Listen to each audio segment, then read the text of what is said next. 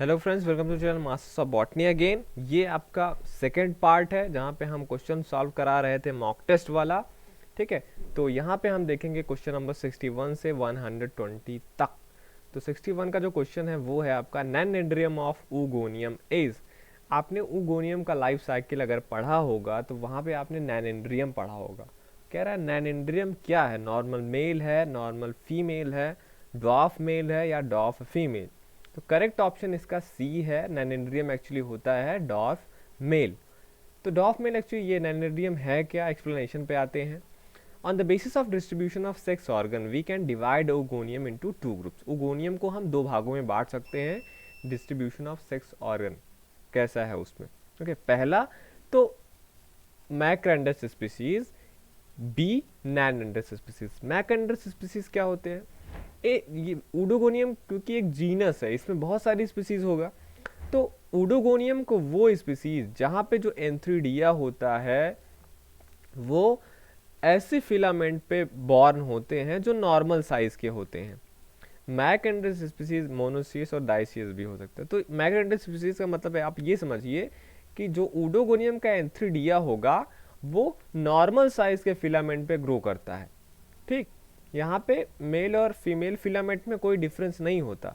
लेकिन अगर नैनएंड्रस स्पीसीज की बात करें तो ऊगोनियम के कुछ स्पीसीज होते हैं जहाँ पे एंथ्रीडिया जो बॉर्न होता है वो जो फिलामेंट होता है वो फीमेल फिलामेंट होता है, जहाँ पे आर्चिगोनिया होगा। ठीक है, एक्चुअली आर्चिगोनिया नहीं, आप फीमेल फिलामेंट बोलिए। जहाँ पे फीमेल रिप्रोडक्टिव ऑर्गन होगा वो फिलामेंट क्या होगा, बड़ा होगा, और ये मेल जो होगा ये डॉर्फ होगा, छोटा होगा। इसीलिए इसको डॉर्फ मेल बोलते हैं या नैनेंड्रियम भी बोलते हैं। तो नैनएंड्रस जो स्पीसीज होते हैं ये एक्चुअली डायसियस होते हैं हमेशा। पर आप ये ध्यान रखिए, मैक्रैंडस स्पीसीज ये मोनोसियस और डायसियस दोनों हो सकते हैं। तो जो नैनेंड्रियम है वो क्या है, आपका डॉर्फ मेल है एक्चुअली। क्वेश्चन नंबर 62 पे आते हैं। The slippery nature of Spirogyra is due to covering of. Spirogyra आपने पढ़ा होगा, जिसे वाटर सिल्क भी बोलते हैं या पॉन्ड सिल्क बोलते हैं। तो कह रहा है ये स्लिपरी नेचर का होता है क्योंकि इसके ऊपर कवरिंग होती है म्यूसिलेज का, म्यूकस का, जेली लाइक स्ट्रक्चर का, या none of these. Correct answer इसका ए है। एक्चुअली आप जब एल्गी के बारे में पढ़ते हैं वहाँ पे म्यूसिलेज इसका बहुत इंपॉर्टेंट है। जैसे the cell wall in Spirogyra consist of two layers actually. The inner one is called cellulosic and the outer one is of pectic in nature. और ये जो पेक्टिक लेयर होता है यही स्लिपरी टेक्सचर के लिए रिस्पॉन्सिबल होता है इस एल्गी के लिए। और आप इसका एग्जांपल तो यही म्यूसिलेज बनता है। और अगर आप एग्जांपल देखना चाहें जो म्यूसिलेज के लार्जेस्ट ग्रुप हैं तो वो आपके आएंगे एगार एगार और कैरिजिनान्स जो हैं, ये म्यूसिलेज का ही एग्जांपल है। क्वेश्चन नंबर 63 पे आते हैं। Which one is odd here.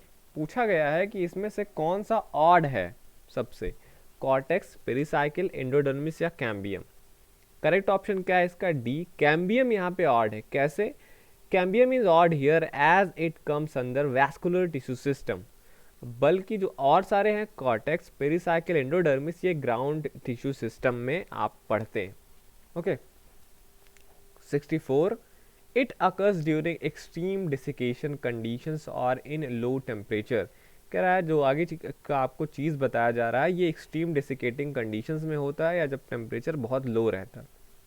Okay, sometimes thin wall divide the contents of aplanospore into many parts। यहाँ पे जो एप्लानोस्पोर होता है उसके सेल के कंटेंट जो होते हैं वो कई सारे पार्ट्स में डिवाइड हो जाते हैं और ईच पार्ट डेवलप सिस्ट या वो हिप्नोस्पोर बनाता है।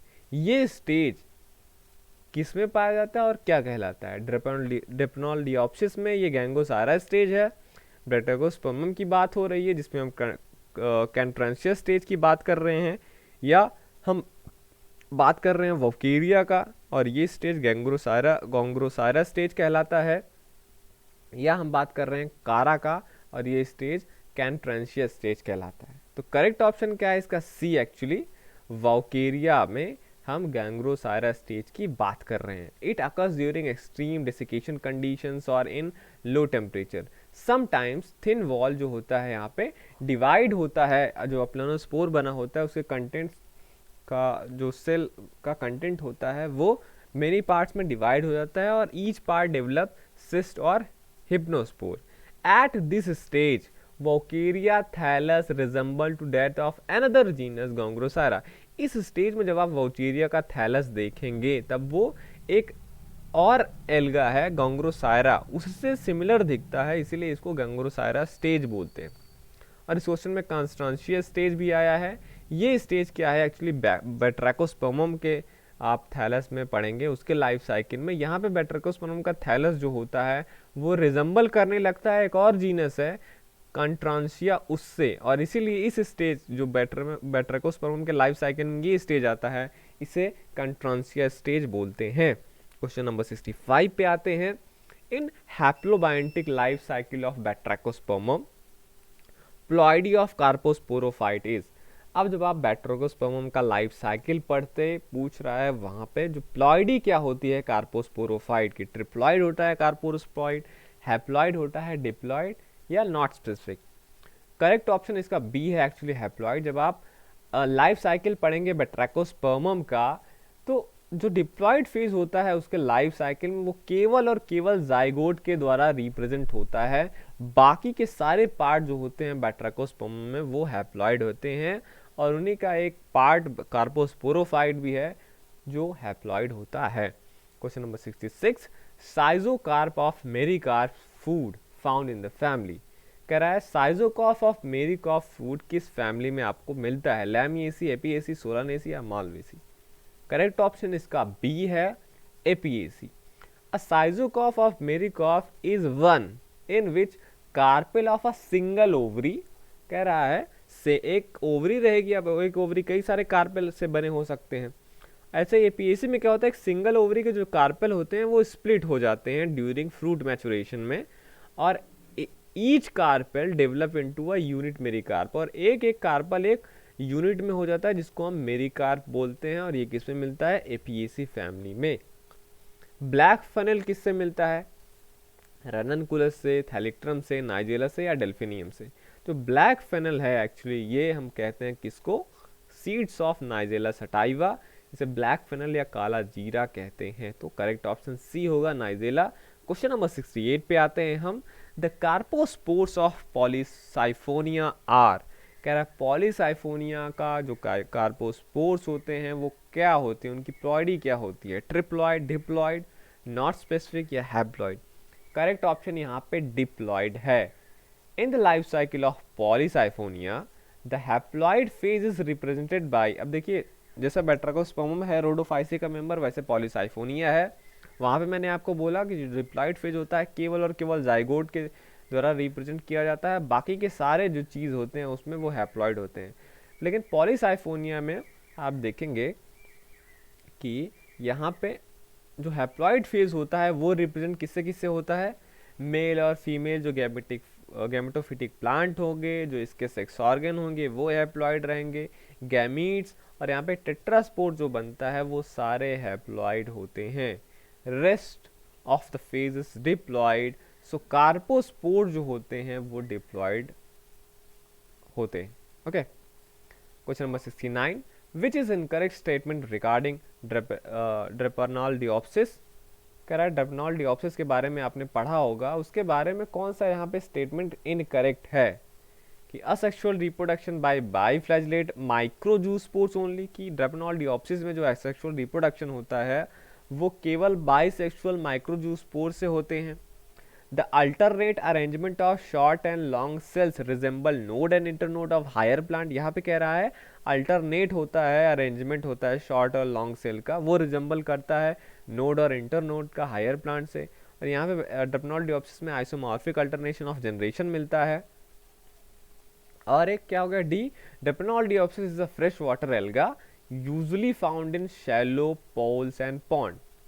इसमें से कौन सा कह रहा है आपका इनकरेक्ट है, तो एक्चुअली जब आप ऑप्शंस देखेंगे तो पहला जो है ये आपका asexual reproduction by biflagellate microspore zoospores only, this statement is incorrect regarding Draparnaldiopsis. अब इसके लिए आप ड्रेपर्नाल्डियोप्सिस का लाइफ साइकिल पढ़ेंगे। तो फिर होता क्या है एक्चुअली उसमें, ड्रेपर्नाल्डियोप्सिस एक फ्रेश वाटर एल्गा है usually found in shallow pools and lakes and pond, जो मैंने आपको बताया यहाँ पे ये डी ऑप्शन इससे करेक्ट हो गया। The alternate arrangement of short and long cells resemble node and internode of higher plant, ये भी ऑप्शन में था, ये भी सही है। Isomorphic type of alter generation is found in diploid diopsis, ये भी सही है।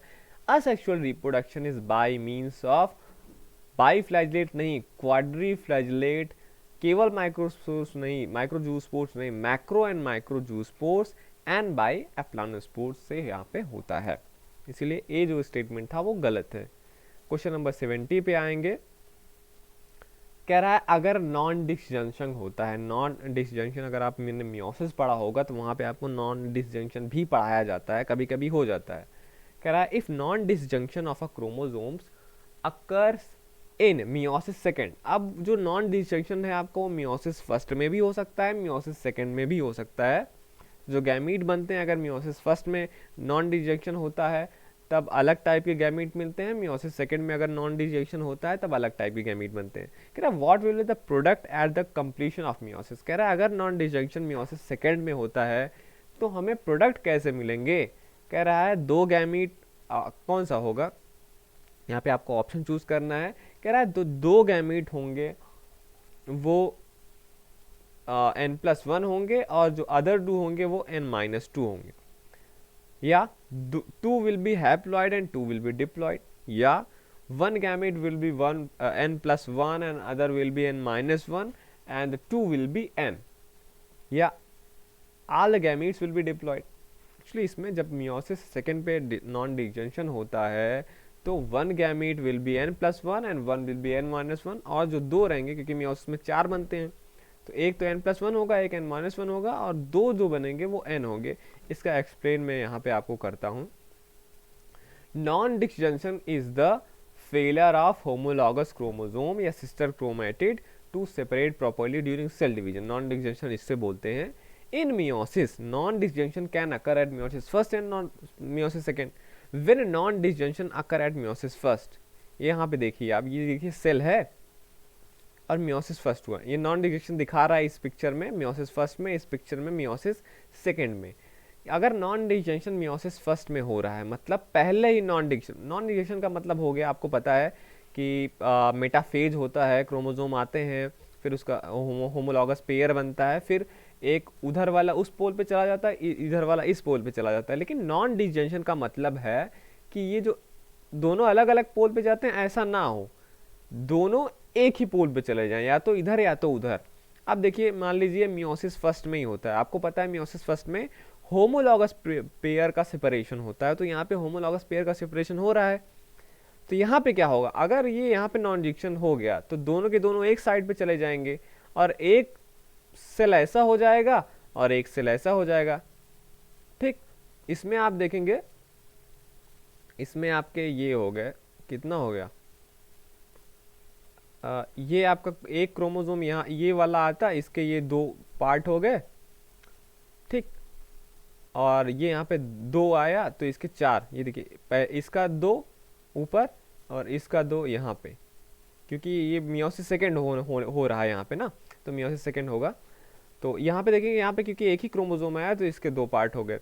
अब जब ये मियोसिस सेकेंड होगा तो यहाँ पे भी मियोसिस सेकेंड में भी आपको पता है मेटाफेज स्टेट आता है, ठीक, मेटाफेज सेकेंड में क्या होगा, ये सब भी अलाइन होंगे और फिर सिस्टर क्रोमैटिड का सेपरेशन होता है, क्योंकि यहाँ पे 3 क्रोमोसोम आए थे तो 3 सिस्टर क्रोमैटिड का सेपरेशन होगा और रिजल्टली आपको क्या मिलेगा, एक में एक ज्यादा मिलेगा आपको, अरे नहीं 2 में, क्योंकि यहाँ पे 3 हो गए ना, तो दोनों में, एक में 3 जाएगा एक में 3 जाएगा, तो 2 आपको, तो यही इसलिए बोला जा रहा है जब मियोसिस फर्स्ट में नॉन डिसजंक्शन होगा तब रिजल्टिंग आपको जो गैमीट मिलेंगे 2 आपको n+1 वाले मिलेंगे, और क्योंकि इसमें से देखिए इसमें से इसे आना था एक और क्रोमोसोम तब दोनों को 2 मिल जाता, लेकिन यहाँ पे एक ही आया इसलिए दोनों को एक मिल रहा है, एक नहीं है इसलिए 2 आपको n-1 वाले मिलेंगे। तो कोई भी पूछे आपसे non disjunction and meiosis result in, तो आप यही बोलेंगे।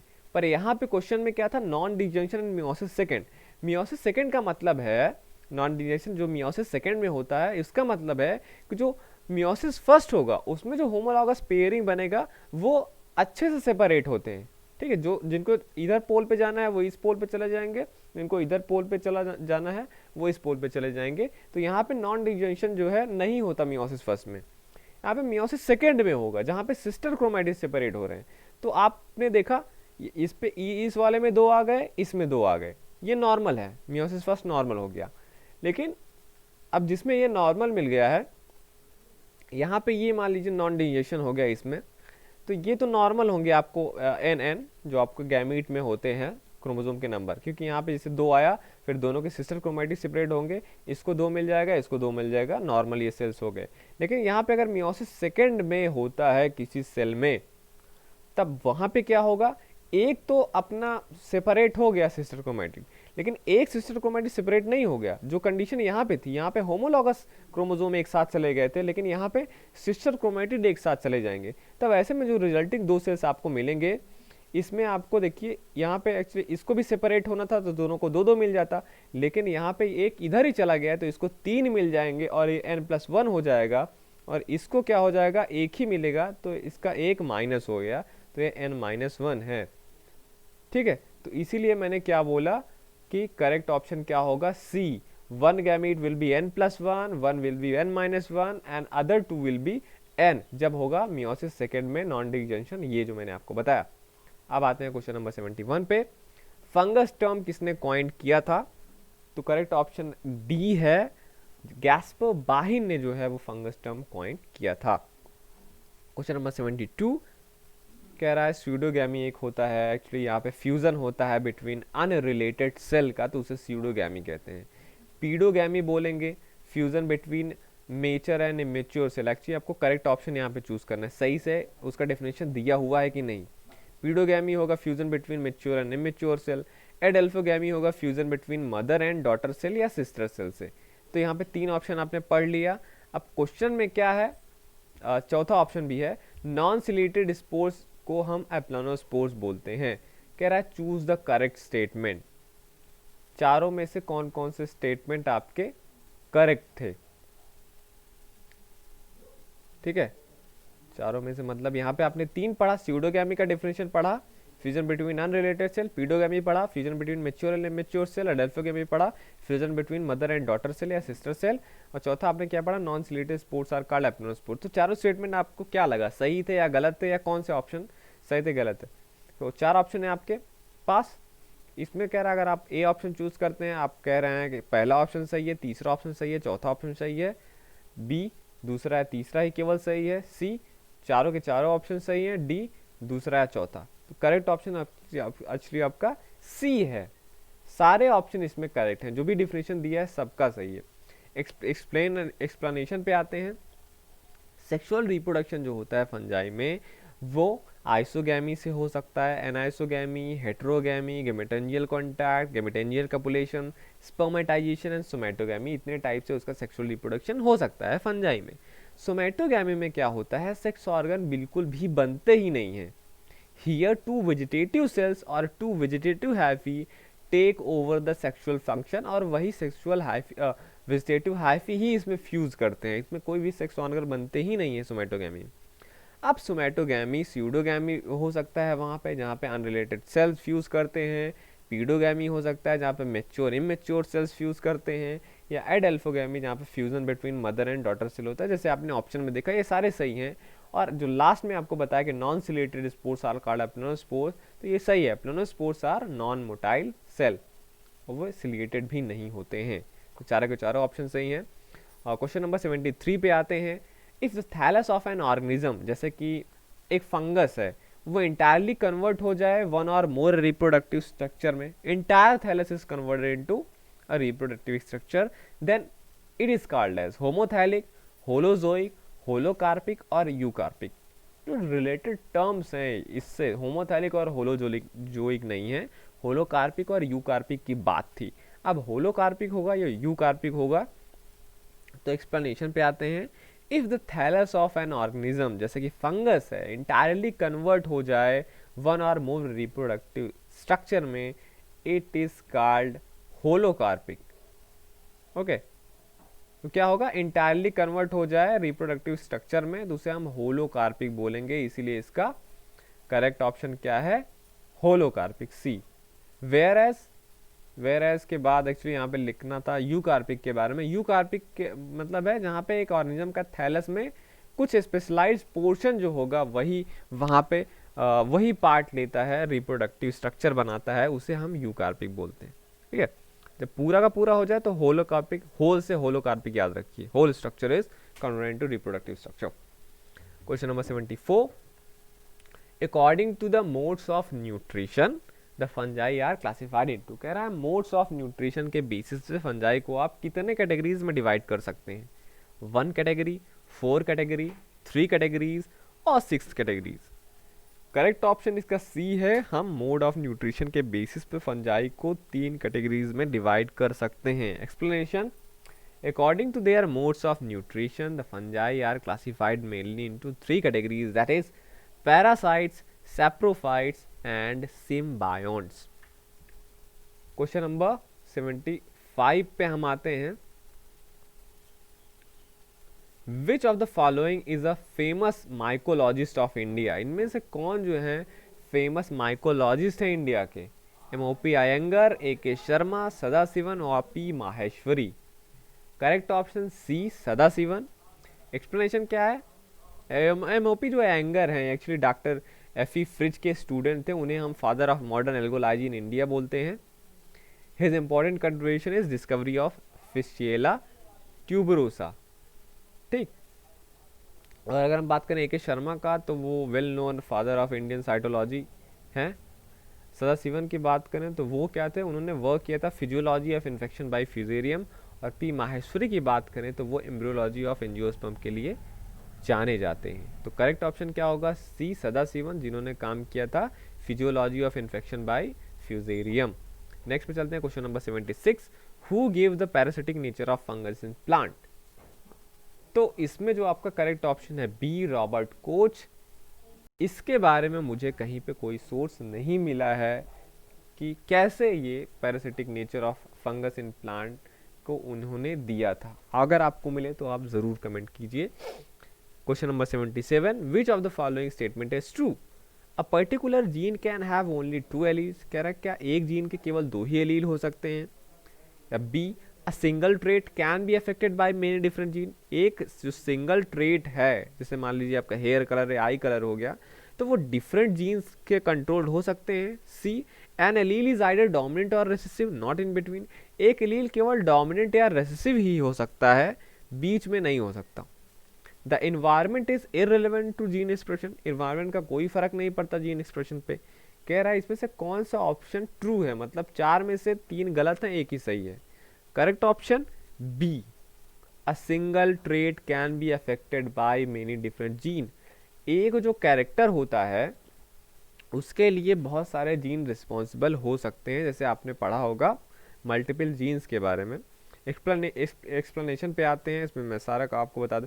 अ particular gene can have only 2 allele, this statement is not true because we know about multiple allele like ABO blood group.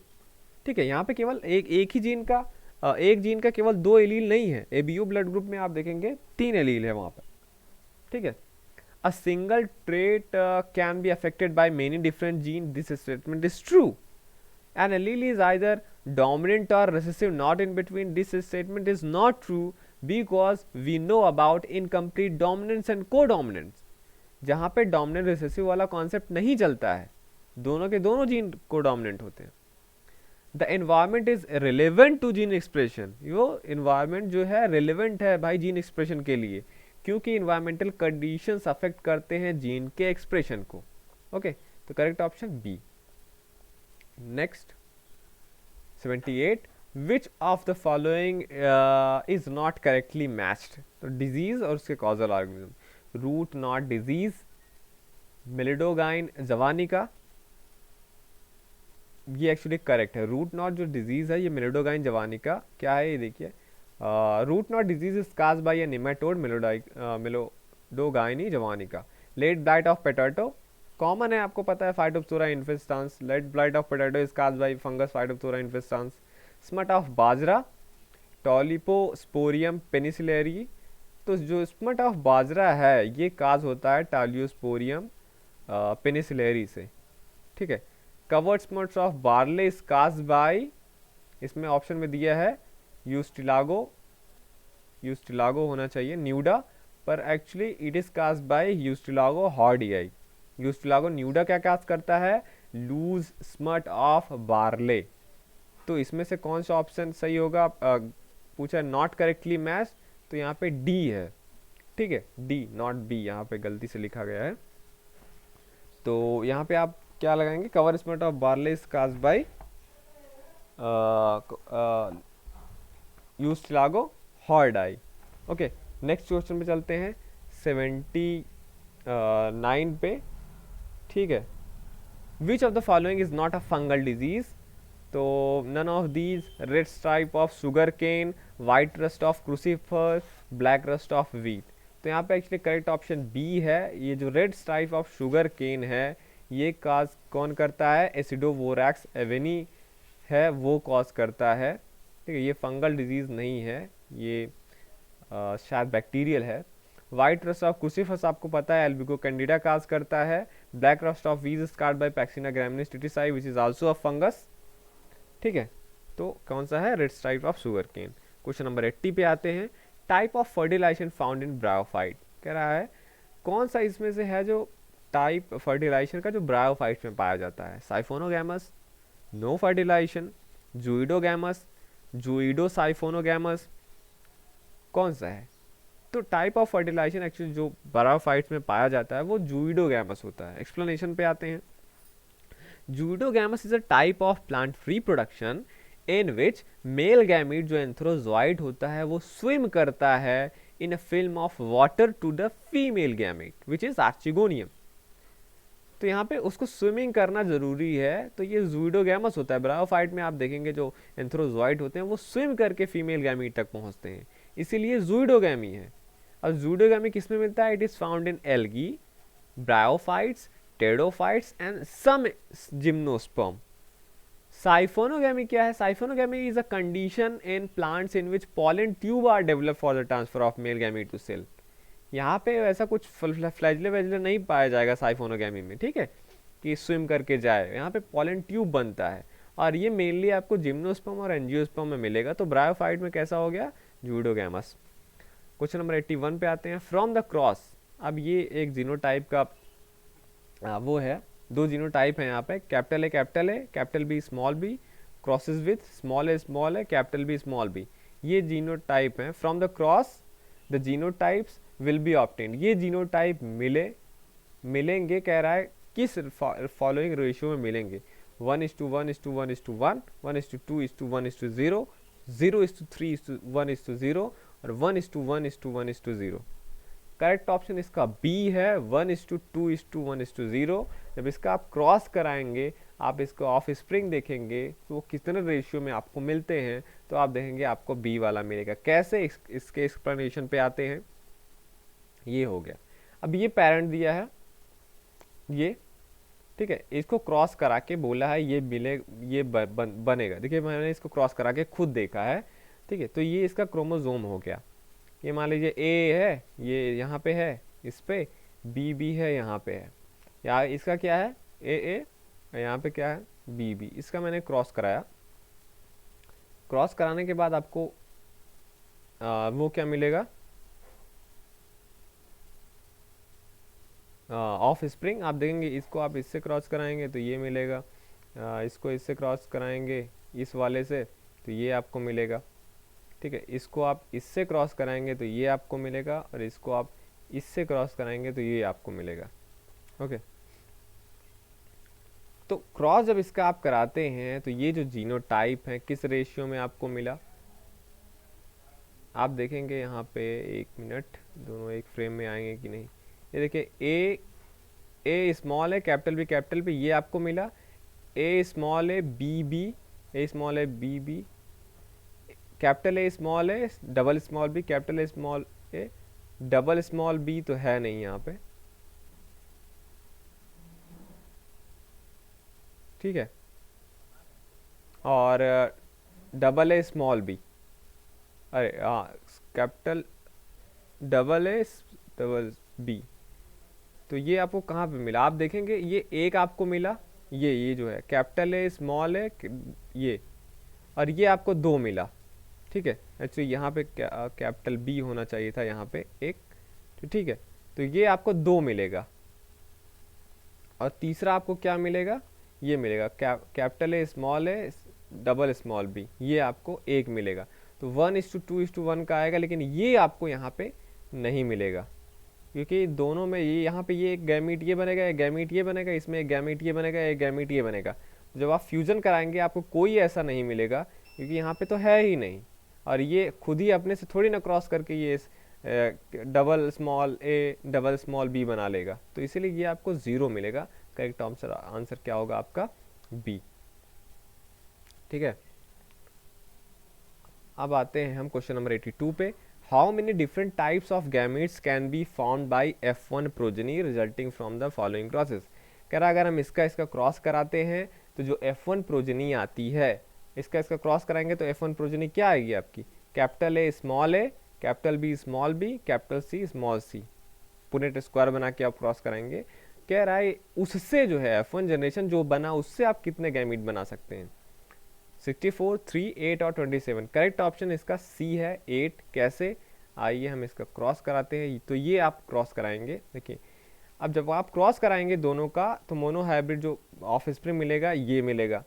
कह रहा है इससे कितना आप गैमीट बना सकते हैं, तो गैमीट तो आप वैसे ही कैलकुलेट कर सकते हैं, ठीक, इन सारे का कॉम्बिनेशन बना के, इसे A capital B capital C, small A small B small C, एक में कैपिटल ए होगा, एक में स्मॉल बी होगा, एक में स्मॉल सी, ऐसे करके आप देखेंगे आपको 8 गैमीट मिलेंगे। या इसको सही आप देखेंगे सही करने का तरीका कैसे है, आपको पता है एक कैपिटल ए है एक स्मॉल ए है, इस जीन का 2 एलील, तो अब ये दोनों से कर सकता है ज्वाइन, या तो कैपिटल ए कैपिटल बी से ज्वाइन करेगा, या कैपिटल ए जो है स्मॉल बी से ज्वाइन करेगा। ऐसे ही स्मॉल ए के पास अपॉर्चुनिटी है कि वो कैपिटल बी से ज्वाइन हो या स्मॉल बी के साथ रहे गैमीट में। अब फर्दर बी का भी क्या है कि ए बी या तो कैपिटल सी रह सकता है, या तो small A capital B small C रह सकता है। ऐसे ही small A small B capital C और small A small B small C. A के पास ऐसे ही capital A capital B capital C, capital A capital B small C, capital A small B capital C, capital A small B small C. तो आप देखेंगे total मिला के आपको 8 कॉम्बिनेशन मिलेंगे, और यही हैं आपके गैमीट्स। तो करेक्ट ऑप्शन क्या है आपके, 8 होगा आंसर सी। नेक्स्ट चलते हैं question number 83। Polytene chromosomes are salivary gland of Drosophila forms as a result of. जो पॉलीटीन होता है क्रोमोसोम, आपने पढ़ा होगा सलाइवरी ग्लैंड में ड्रोसोफिला के, वो किसकी वजह से बनता है, duplication without separation, replication of cell DNA without cell division, endo reduplication, या all of these. Correct option क्या है इसका, ऑल ऑफ दीज, सभी से जो है पॉलीटीन क्रोमोसोम बन सकते हैं। Polytene chromosomes are produced when repeated rounds of DNA replication without cell division form a giant chromosome. All of these are responsible for formation of polytene chromosomes.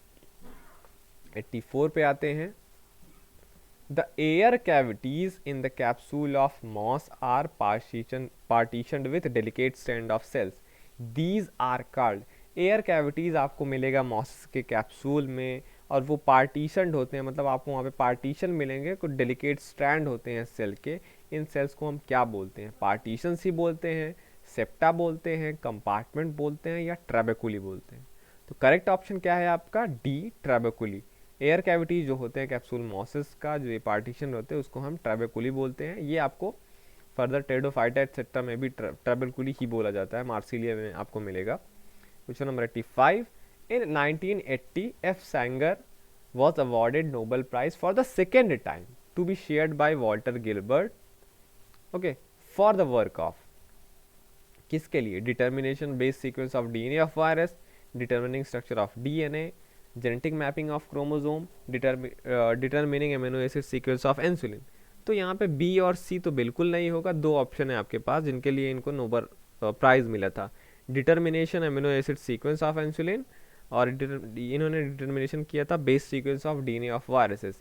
लेकिन determination amino acid sequence of insulin के लिए इनको first बार Nobel prize मिला था। यहाँ पे लिखा है सेकेंड टाइम इनको नोबेल प्राइज मिला था determination of base sequence of DNA, इसमें से वायरस भी था।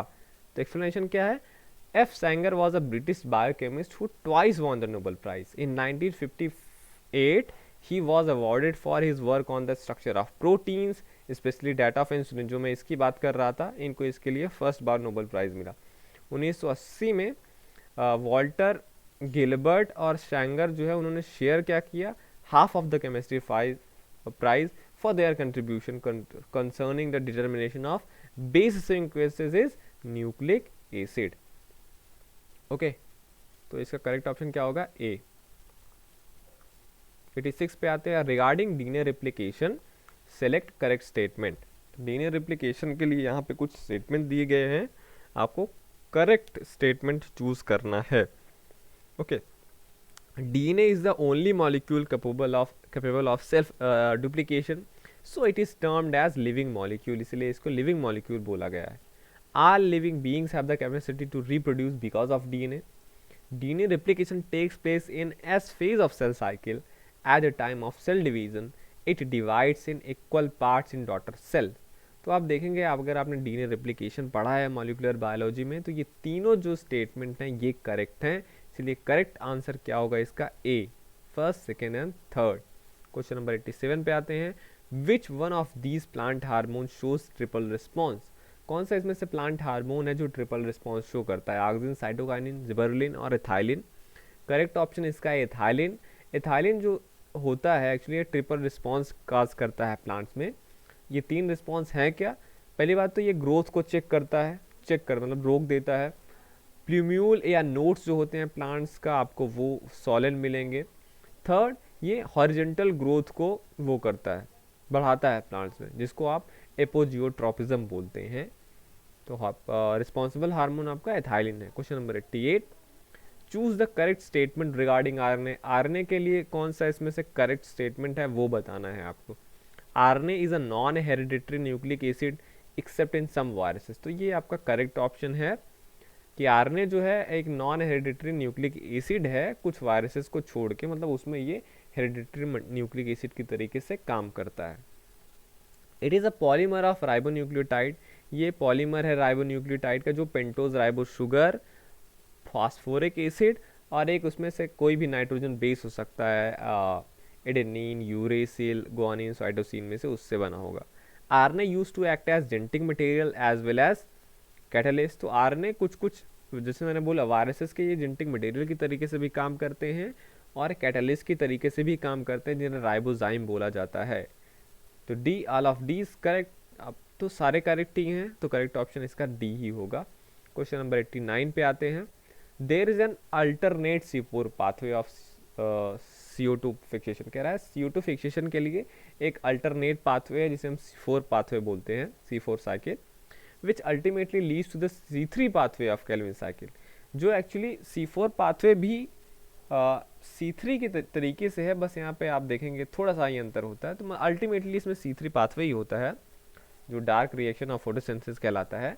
विच of the following statement about this C4 pathway is not true. इसमें से कौन सा स्टेटमेंट है जो C4 पाथवे के लिए सही नहीं है?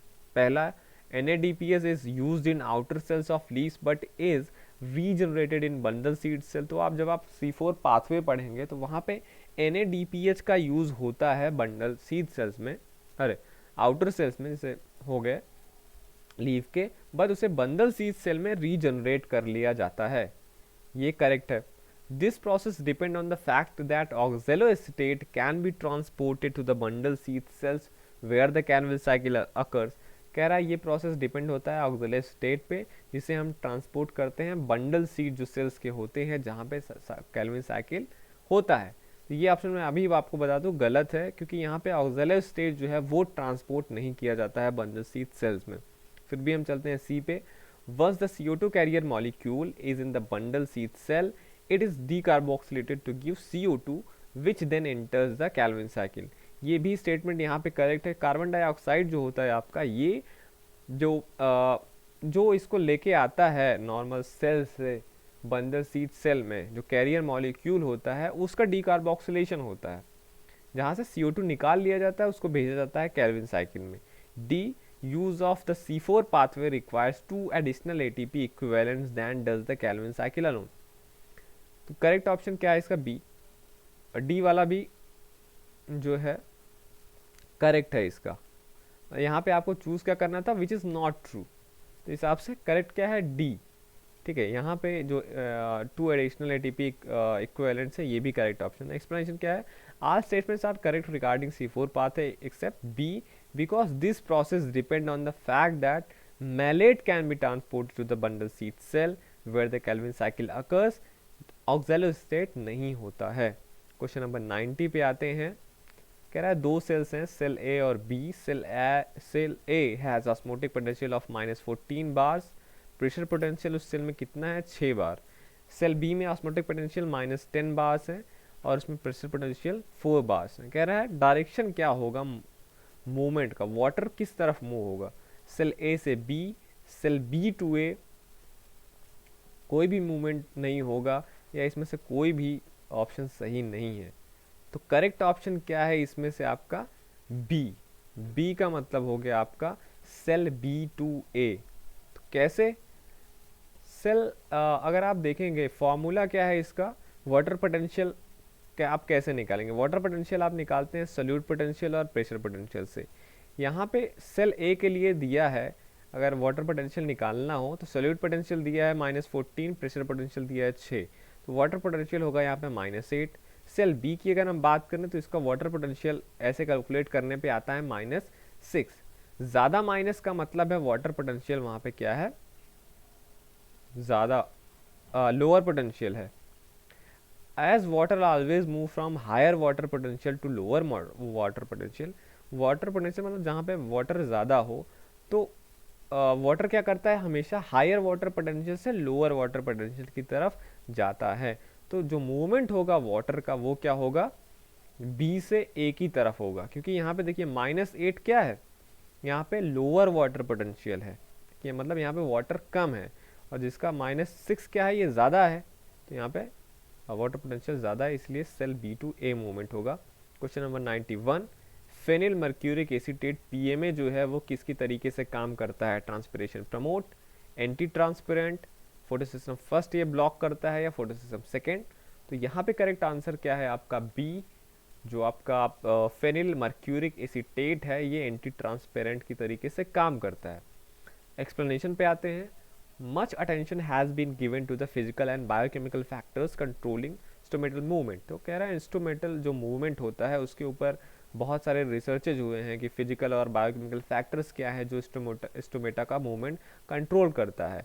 Several metabolic anti transpirants, anti transpirant का मतलब that can cause instrumental closure by changing permeability और metabolism has been tested for controlling instrumental aperture. बहुत सारे एंटी ट्रांसपेरेंट्स का यूज़ करके इंस्ट्रूमेटल अपर्चर को कंट्रोल करने का कोशिश किया गया है। उसमें से जो फेनिल मर्क्यूरिक एसीटेट है, it is the one of the most promising chemical, ये एक एंटी ट्रांसपेरेंट है। तो करेक्ट ऑप्शन क्या होगा? B. Question number 92, which one of the following plant shows guttation. Guttation किस प्लांट में आपको देखने को मिलेगा? पाइजम सटाइवम में, ट्रोपियोलम मेजस में, एकाशिया निलोटिका में, या फिकस बेंगालेंसिस में? तो गटेशन जो आपको देखने को मिलेगा कॉमनली आपको ये देखने को मिलेगा ट्रोपियोलम मेजस जो प्लांट है उसमें। तो करेक्ट ऑप्शन आपका क्या होगा? बी। एक्सप्लेनेशन पे अगर आए तो कोलोकेशिया जो प्लांट होता है, ट्रोपियोलम मेजस जो प्लांट होता है, वो प्लांट जो है गटेशन शो करते हैं। एक चीज़ का ध्यान रखिएगा, बुक्स में जो है इन प्लांट का नाम जो है ट्रोपियोलम मेजस का ट्रोपियोलम नाजस दिया है, जो गलत है। ट्रोपियोलम, इस प्लांट का करेक्ट नेम क्या है? ट्रोपियोलम मेजस। और फाइकस बेंगालेंसिस है, ना कि बेंगालेंसिस, तो यहाँ पे एच है।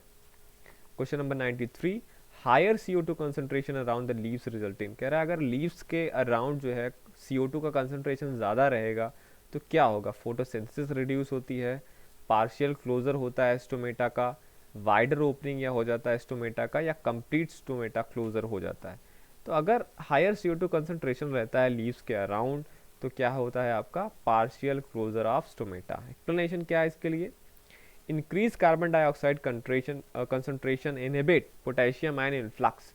जो पोटेशियम आयन आपका गार्ड सेल्स में जाता रहता है वो रुक जाता है गार्ड सेल्स में, while protons and malate ion combine to form malic acid. और प्रोटॉन जो मैलिक एसिड होता है गार्ड सेल्स में वो मैलिक एसिड बनाते हैं जो कन्वर्ट किया जाता है स्टार्च में गार्ड सेल्स के अंदर। ये जो चेंजेस होते हैं ये पोटेशियम आयन जो है लॉस होता है उसका गार्ड सेल्स के अंदर, जो ऑस्मोटिक पोटेंशियल गिरा देते हैं गार्ड सेल्स में, जिससे एक ऑस्मोसिस होता है और जो गार्ड सेल्स की टर्जिडिटी है वो लो हो जाती है, जिसकी वजह से गार्ड सेल फ्लैक्सिड हो जाते हैं और जो आपका स्टोमेटा है वो पार्शियली क्लोज हो जाते हैं। प्रायॉन्स की बात करेंगे। Prions are pathogens that are thought to consist of solely. Prions जो होते हैं, जो पैथोजेंस हैं, वो किसके बने हुए होते हैं? केवल डीएनए के, आरएनए के, या यहाँ पे एक है 5 × 174 एक वायरस है, या प्रोटीन। तो जो प्रायॉन्स होते हैं एक्चुअली ये प्रोटीन के बने होते हैं। Prions are pathogens that are thought to consist solely of protein. अब बात करेंगे लार्जेस्ट नोन आरएनए वायरस क्या है। ये virus longest known RNA virus पहला, ये दूसरा साइट्रस ट्रिस्टेजा सी T1 फेज, या TMV tobacco mosaic virus. Correct option क्या है?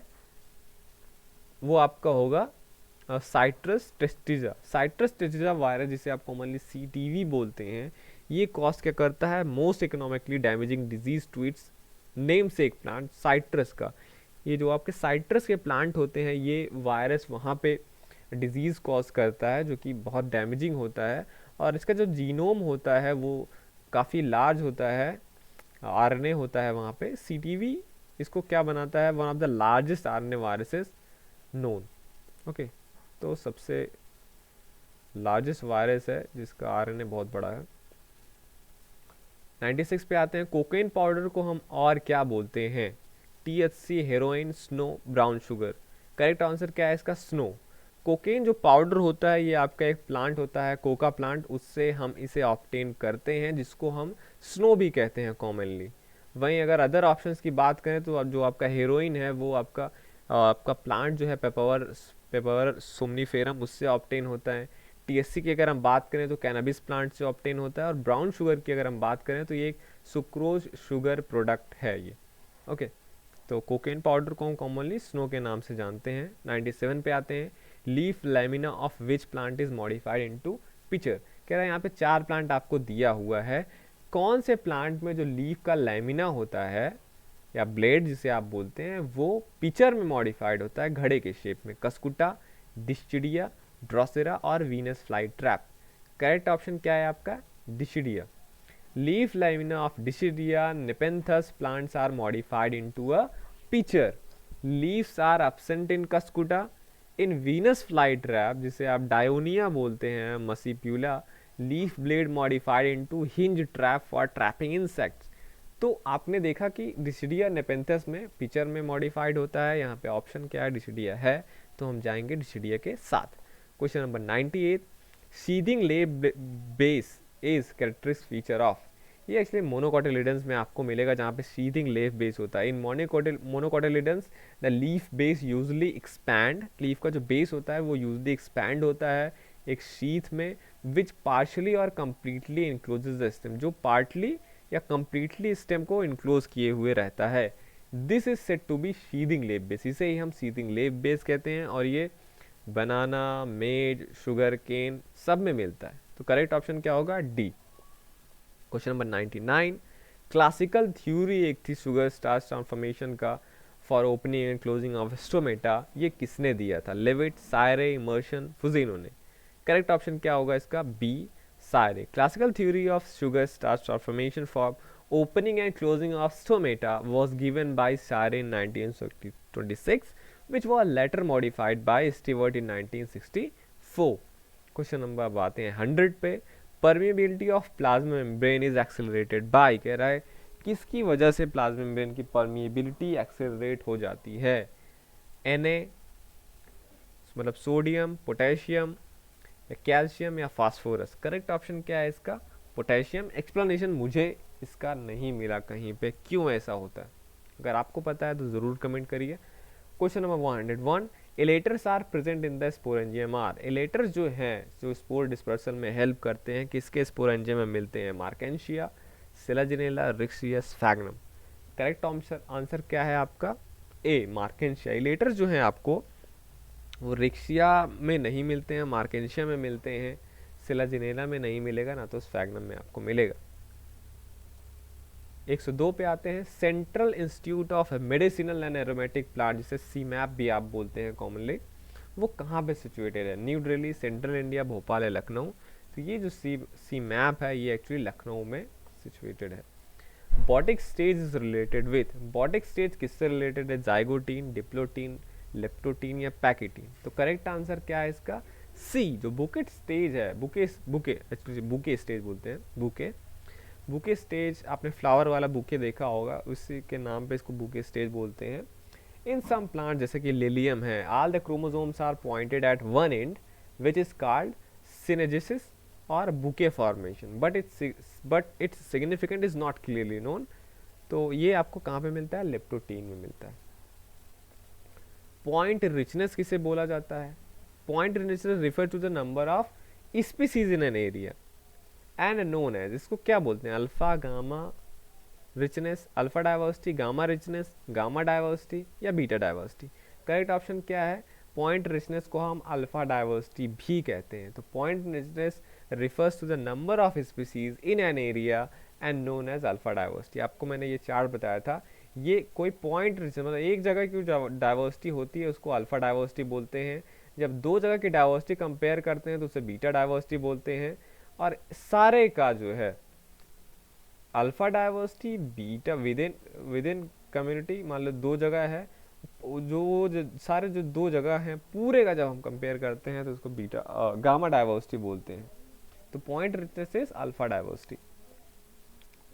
नेक्स्ट पे question number 105, a chromosome in which the centromere is located quite near one end of the chromosome is called. एक chromosome है जहाँ पे सेंट्रोमियर कह रहा है कंप्लीटली एक एंड के एकदम पास में रहता है, वो कौन सा क्रोमोसोम होगा, एक्रोसेंट्रिक, टीलोसेंट्रिक, मेटासेंट्रिक और सब मेटासेंट्रिक।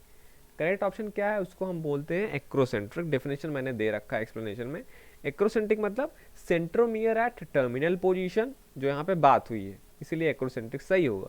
टीलोसेंट्रिक की बात करें तो सेंट्रोमियर प्रेजेंट होगा एक एंड पे, वो किनारे ही रहता है। Metacentric, centromere present in the centre of chromosome. Sub metacentric, centromere is located near centre. 106, which is incorrect statement regarding pyrenoid. Pyrenoid के लिए कौन सा स्टेटमेंट यहाँ पे गलत है, pyrenoid are proteinaceous bodies present in chromatophores. तो ये स्टेटमेंट करेक्ट है, पायरोनॉइड जो होते हैं ये प्रोटेनेशियस बॉडी होते हैं और ये क्रोमेटोफोर्स में रहते हैं।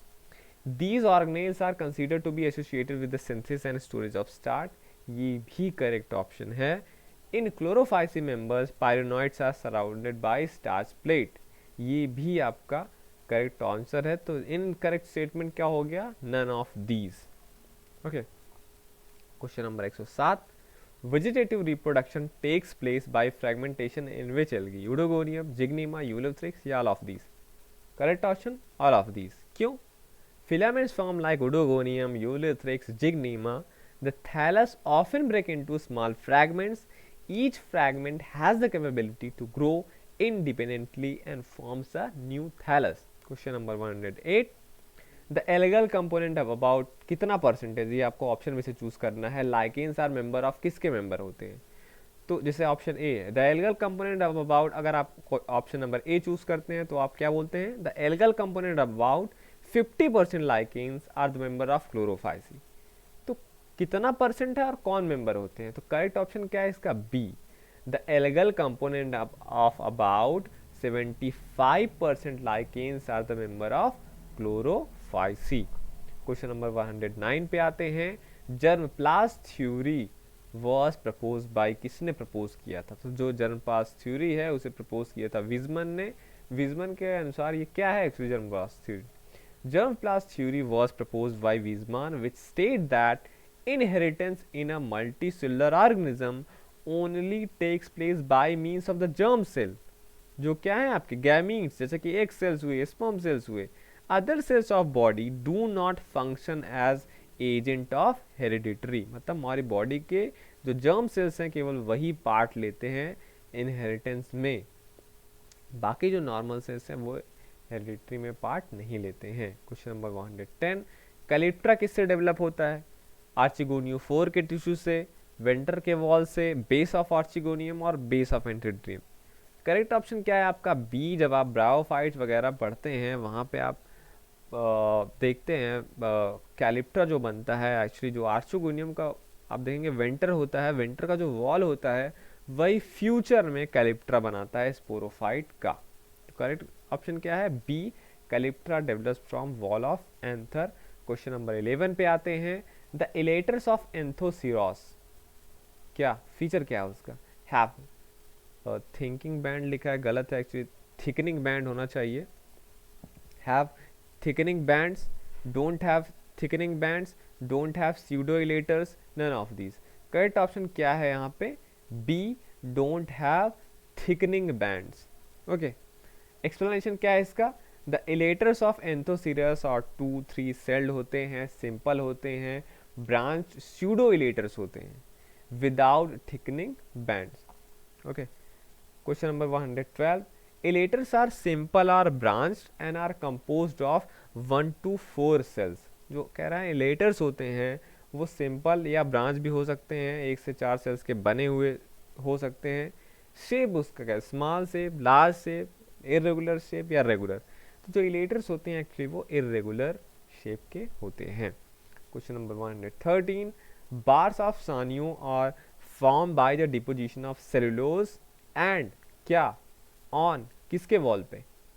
बार्स ऑफ ऑप्शन है A B C D, starch, starch cellulose और स्टार्च होता है, सेलुलोज या जेलेटिनस शीट होता है, सेलुलोज या पेक्टिन होता है, या सेलुलोज और जेलेटिनस शीट होता है, और किसके वॉल पे? ट्रैकीड के, वेसल के, ट्रैकीड पे या सीव एलिमेंट्स के। तो जो करेक्ट ऑप्शन है वो है आपका C, bars of Sanio are form by the deposition of cellulose and pectin on tracheid walls, they occur in the form of crescentic bars in between the pits, जैसे कि हमें पाइनस में देखने को मिलता है। ओके, तो जो बार्स ऑफ सानियो आपको देखने को मिलेगा ये एक्चुअली सेलुलोज और पेक्टिन का डिपोजिशन होता है ट्रैकीड के वॉल पे। Question number 114, seed germination Pinus में कैसा होता है? Hypogeal, epigeal, both epigeal and hypogeal, none of these. Correct option answer is B, the germination of seed in Pinus is epigeal. Epigeal का मतलब जहाँ पे cotyledons come outside of the soil, cotyledons आपको बाहर निकलेंगे, बाहर देखने को मिलेंगे, सॉइल से बाहर आते हैं। तो बहुत सारे प्लांट होते हैं जिनमें एपिगियल जर्मिनेशन होता है सीड का, बहुत में हाइपोगियल होता है। ओके, जैसे अभी करेंटली में नीम का जो आप सीड देखेंगे ग्रो कर रहे हैं बहुत सारे, वो सारे एपिगियल हैं, आपको उसके कॉटिलेडन बाहर देखने को मिलेंगे। और जिम्नोस्पर्म की बात करें तो पाइनस में भी ऐसा ही एपिगियल ही होता है, वहीं साइकस में वो क्या होता है? हाइपोगियल होता है। Question number 115, the resin duct of Pinus stem क्या रिप्रेजेंट करता है? Schizogenous cavity, intercellular space, large vacuole या लाइसोजीनस कैविटी। तो इंटरसेलुलर स्पेस, लार्ज वैक्यूल तो है नहीं रेजिन डक्ट। अब ये साइजोजीनस कैविटी या लाइसोजीनस कैविटी हो सकती है, फिर भी मैं आपको बताऊं करेक्ट ऑप्शन इसका है ए, साइजोजीनस कैविटी। कैसे देखते हैं हम एक्सप्लेनेशन पे। Many plants have tissue cavities, बहुत सारे प्लांट में टिश्यू कैविटीज होता है, विच ओरिजिनेट आइडर, वो आइदर साइजोजिनियसली ओरिजिनेट होते हैं, साइजोजिनियसली मतलब ब्रेकिंग डाउन ऑफ सेल, इसमें जो सेल होता है उसका कंप्लीटली ब्रेक डाउन हो जाता है। वहीं लाइसोजिनस सेल में लिसिस होता है, लिसिस का मतलब थोड़ा कहीं जगह पे ब्रेक होता है बस। यहाँ पे ब्रेकिंग डाउन का मतलब कंप्लीटली ब्रेकिंग डाउन, लिसिस का मतलब जैसे पोर वोर हो गया तो लिसिस कहीं पे। तो साइजोजिनियसली उसको बोलेंगे जहाँ पे कंप्लीटली ब्रेक डाउन हो जाता है, लाइसोजिनियस का बोलेंगे जब लिसिस होता है। तो जो साइजोजिनस कैविटीज होते हैं ये यूजली लाइंड होते हैं इंटैक्ट सेल से, मतलब जैसे आपको पता कहीं टिश्यूज है उसमें कुछ 4-5 सेल्स जो है कंप्लीटली ब्रेक डाउन हो गए, तो जो कैविटी बनेगी आपको पता है उसका जो आउटर हिस्सा रहेगा वो सेल से घिरा हुआ रहेगा। तो ऐसे ही साइजोजीनस कैविटी होती है। वही लाइसोजोमिक जो कैविटी होती है, क्योंकि आपको पता है जो वहाँ पे कैविटी हुई बनी है वो कैसे बनी है, कुछ कुछ सेल थोड़ा थोड़ा वहाँ पे क्या हुआ है, लिसिस हो गया है, बस वो डिग्रेड नहीं हुए, लिसिस हुआ है। तो उनके जो पेरीफेरी रहेगी वो डिसइंटीग्रेटेड सेल्स की रहेगी, पार्टली डिसइंटीग्रेटेड। तो ऐसे को हम क्या बोलते हैं, लाइसोजीनियसली। अच्छा, ग्लैंड्स होते हैं और रेजिन डक्ट्स होते हैं, वो एग्जाम्पल हैं ऐसी कैविटीज़ का। अगर हम साइजोजीनस कैविटी की बात करें तो जैसे यूकेलिप्टस में होता है साइजोजीनस कैविटी आपको मिलेगा। रेजिन डक्ट जो होते हैं कोनिफर्स की, जैसे पाइनस में, तो वो साइजोजीनस कैविटी का एग्जाम्पल है जो इस क्वेश्चन में पूछा गया था। लाइसोजीनस कैविटी की अगर हम बात करें तो आपको ऑरेंज पील में मिलेगा, साइट्रस के पील में मिलेगा, मतलब जो उसका छिलका होता है, जिसको आप छिलके को आप बहुत सारे बच्चे खेलते भी हैं, उसको पील को थोड़ा सा दबाएंगे आप तो उसमें से वो निकलता है, उसके ग्लैंड से लोग आंखों में डालते हैं उसे। क्वेश्चन नंबर 116, क्या are the natural machines for the synthesis of energy rich compound, जैसे कि शुगर और स्टार्च। माइटोकॉन्ड्रिया है नेचुरल मशीन्स जो सिंथेसिस करते हैं रिच ऑर्गेनिक कंपाउंड का, क्लोरोप्लास्ट या एटीपी। तो chloroplast. Sugar is synthesized in photosynthesis which occur inside chloroplast, और जो starch synthesis also take place within the chloroplast. So the correct answer is chloroplast. Question number 117, desire type of cycas can be grown by. अगर आपको cycas से वो करना है, grow कराना है नया साइकस, तो आप क्या करेंगे, ओव्यूल, बल्बिस, स्पोर और सीड। तो डिजायर्ड मतलब कभी भी आप जो है बल्बिस का यूज़ कर सकते हैं, बल्बिल भी एक पार्ट होता है। करेक्टली इसका एक्सप्लेनेशन नहीं पता है डिटेल में, बस यही है मोस्ट कॉमन मेथड जो है वेजिटेटिव प्रोपगेशन का साइकस का, वो बल्बिल्स के द्वारा होता है। क्वेश्चन नंबर 118 पे आते हैं।